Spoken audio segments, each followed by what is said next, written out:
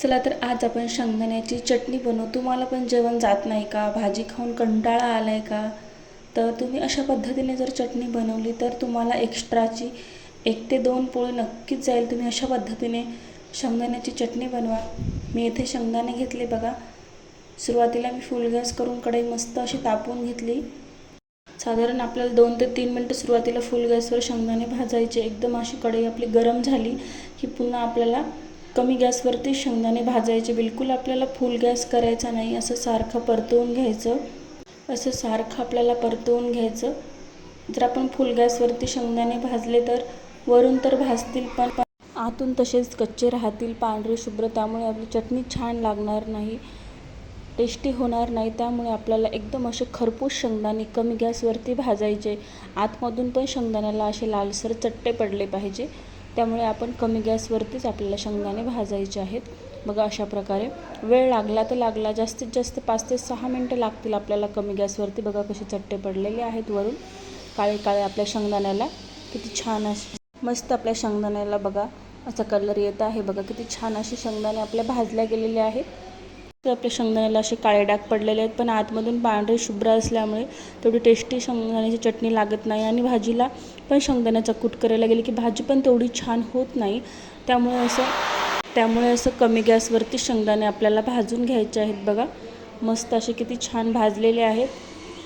तर सारखं आपल्याला शेंगदाण्याला परतवून घ्यायचं। यानं काय होईल, कोणतेही शेंगदाण्याला जास्त करपणार नाहीत, नाही तर काही शेंगदाणे कच्चे राहतील आणि काही शेंगदाण्याला असे पूर्ण काळे चट्टे पडतील, डाग पडतील। त्यामुळे आपल्याला सारखं असं परतवून घ्यायचं शेंगदाण्याला। बघा किती छान असे भाजलेले आहेत। मी तुम्हाला काढून पण दाखवते। आतमध्ये पण असे चट्टा पडलेले आहेत बघा, काळ्या कलरचे डाग आलेले आहेत। बघा अशा प्रकारे आपल्याला आणखीन 1 ते 1.5 मिनटं आपण शेंगदाण्याला असं छान भाजून घेऊ।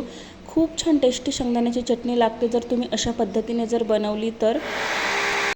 ते भाजीपोळी खाऊन कंटाळा येते, असं तोंडी लावायला चटणी वगैरे पाहिजे, लोणचं पण खाऊन कंटाळा येते। तुम्ही अशा पद्धतीने एक वेळेस नक्की चटणी बनवा। तर बघा असे मस्त आपले शेंगदाणे भाजलेले आहेत। आपण जर का प्लेटमध्ये काढून थंड व्हायला ठेवू तर मस्त माझे शेंगदाणे थंड झालेले आहेत। बघा तर आपले शेंगदाणे भाजलेले आहेत, मी ते थंड करून घेतलेले आहेत। छान शेंगदाणे आपल्याला पूर्ण थंड होऊ द्यायचे, तेव्हाच चटणी करायची आपल्याला। गरम शेंगदाणे अजिबात कुटायचे नाही आणि मिक्सरमध्ये तर करायचेच नाही। एकदम जाडसर शेंगदाणे राहतात किंवा मग एकदम असा बारीक शेंगदाण्याचा कूट होतो। त्यामुळे आपण बत्त्यामध्ये शेंगदाणे खलबत्त्यातच कुटून घ्यायचे। अशा प्रकारे बघा सुरुवातीला आपल्याला असे हाताने म्हणजे बत्त्याने असं हे करून घ्यायचं, हलक्या हाताने कुटून घ्यायचे। जर जोरात केलं तर शेंगदाणे आपले उडतात सुरुवातीला, तर आधी 2 तुकडे करून घ्यायचे। अशा प्रकारे एकदम हलक्या हाताने असं घासायचे। त्याने काय होईल, सेपरेट होतील आपले शेंगदाणे। आणि चोळून तर बिलकुल शेंगदाण्याची चटणी करायची नाही। तर तुम्ही शेंगदाण्याचे असे टपरे जर काढले तर ते तेवढी छान शेंगदाण्याची चटणी लागत नाही, एकदम पांढरी शुभ्र दिसते। त्यामुळे तुम्ही अशा पद्धतीने चटणी करा, शेंगदाण्याची टपरं न काढता।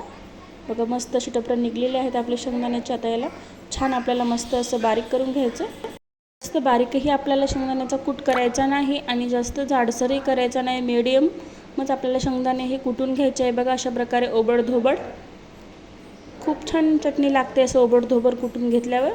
जास्त जर शेंगदाणे बारीक कुटले तर चटणीही छान लागत नाही। तुम्ही मिक्सरमध्ये तर अजिबात शेंगदाण्याची चटणी करू नका, एकदम बारीक किंवा जाडसर शेंगदाण्याचा कूट होतो।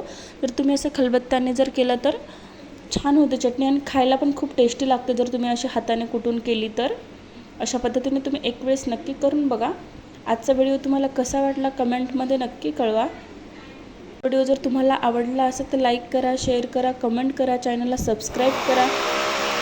तुम्ही कुठून व्हिडिओ बघता ते पण कमेंटमध्ये नक्की सांगा, जेणेकरून आपल्याला कळेल की आपला व्हिडिओ कुठपर्यंत गेलेला आहे ते। चला तर बघा मी यामध्ये आता लसणाच्या 10-12 कळ्या घातलेल्या आहेत, ते पण आपल्याला अशा बारीक कुटून घ्यायच्या आहेत। एकदम बारीक होईपर्यंत आपल्याला कुटायचं आहे लसूण हे। अशा प्रकारे आपण लसणाला पण कुटून घेऊया।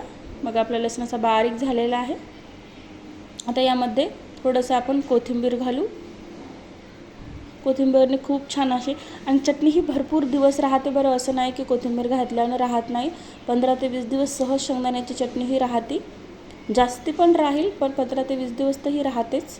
हवाबंद डब्यामध्ये आपल्याला शेंगदाण्याची चटणी ही ठेवायची आहे। तर तुम्ही अशा पद्धतीने जर शेंगदाण्याची चटणी बनवली तेवढे दिवस ठेवायचीही गरज पडणार नाही, लवकरच संपेल अशा पद्धतीने जर तुम्ही बनवली तर।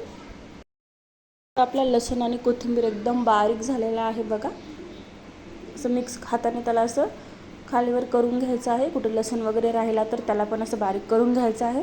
अशा प्रकारे बघा. ओलसर तर अजिबात शेंगदाण्याची चटणी होत नाही. कोथिंबीर अगोदर स्वच्छ धुवून सुकून पुन्हा आपल्याला अशा प्रकारे बारीक करून घ्यायचं आहे. ओला टाकायचा नाही, त्याने शेंगदाण्याची चटणी खराब होते. स्वच्छ धुवून त्याला कोरडं करून पुन्हाच आपल्याला कोथिंबीर यामध्ये घालायचं आहे. पाण्याचा अंश जाता कामा नाही चटणीमध्ये. आपल्या चटणी लवकर खराब होते. तर आता यामध्ये आपण चटणी टाकू. तुम्हाला जास्त तिखट आवडत असेल तर जास्त अगोदर सुरुवातीला मीठ टाकणार आहे 1 चम्मच. चवीनुसार तुम्ही मीठ टाकू शकता. तर लाल तिखट टाकणार आहे 2 चम्मच मीठ टाकलेलं आहे. तर लाल तिखट टाकू आपण यामध्ये. शेंगदाण्याची चटणी ही जास्तच तिखट नाही छान लागत. मिडियमच शेंगदाण्याची चटणी तिखट करायची आपल्याला. मी 2 चम्मच इथे लाल तिखट घातलेलं आहे. बघा किती छान असा कलर आलेला आहे. तसं परतून घ्यायचं याला खालीवर करून. बघा किती छान कलर आलेला आहे आपल्या शेंगदाण्याच्या चटणीला. आता यामध्ये आपण 1 चम्मच जिरं कूट घालू. जर आपण जिरं घातलं तर तेवढं असं ओबडधोबडच हे कुटल्या जातं, प्रॉपर असं बारीक होत नाही. तर त्यामुळे आपण मिक्सरमध्ये शेंगदाण्याचा कूट बारीक करूनच घालायचा यामध्ये शेंगदाण्याचा कूट. याने काय होईल, खूप छान टेस्ट येईल, खूप छान लागते. ही थोडीशी बघा खाऊन पाहते, खूप छान लागते अशी पण. मस्त अशी झालेली आहे आपली चटणी मीठ एकदम बरोबर झालेलं आहे. खूप छान चटणी लागायलेली आहे बघा. तुम्हाला दिसण्याहूनच कळत असेल, पाहण्याहून किती छान अशी झालेली आहे बघा. लगेच कळते किती छान अशी झालेली आहे. मस्त. चला तर आपण थोडंसं असं मी कुटून घेते. चटणी टाकली आपण, आता पूर्ण चटणी लागली पाहिजे अशी. थोडंसं आपण 1 मिनटं असं कुटून घ्यायचं आहे. असं हलक्या हाताने आपल्याला असं कुटून घ्यायचं आहे. आता डब्यामध्ये आपण या चटणीला भरूया. खूप छान लागते. अशा पद्धतीने तुम्ही एक वेळेस नक्की बनवून बघा. आजची रेसिपी तुम्हाला कशी वाटली, आजचा व्हिडिओ तुम्हाला कसा वाटला कमेंटमध्ये नक्की सांगा. आवडला असेल तर लाईक करा, शेअर करा, सबस्क्राईब करा चॅनलला. आणि हो, तुम्ही कुठून बघता कमेंटमध्ये ते पण सांगा. बघा किती छान अशी आपली चटणी शेंगदाण्याची आज झालेली आहे. 5 ते 7 मिनटामध्ये आपली चटणी ही रेडी होते. जास्त वेळही नाही लागत. एक वेळेस तुम्ही अशा पद्धतीने शेंगदाण्याची चटणी बनवून बघा. चला तर आपण याला डब्यामध्ये आता भरून ठेवू. बरेच दिवस राहते जर तुम्ही अशा पद्धतीने चटणी शेंगदाण्याची केली तर. बिलकुल खराब होणार नाही.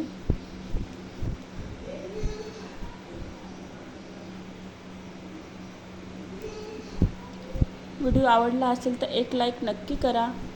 बघा आपल्या चॅनलला सबस्क्राईब करा, जेणेकरून तुमच्या सर्वात आधी तुम्हाला व्हिडिओ बघायला मिळेल. साध्या सोप्या सरळ रेसिपी, घरगुती रेसिपी असतात आपल्या, जेणेकरून तुम्हालाही रेसिपी बनवता याव्या, रेसिपीचा आस्वाद घेता यावा. एकदम साध्या सोप्या आपल्या रेसिपी असतात. व्हिडिओ आवडला असेल तर लाईक करा. चला भेटू पुढच्या व्हिडिओमध्ये.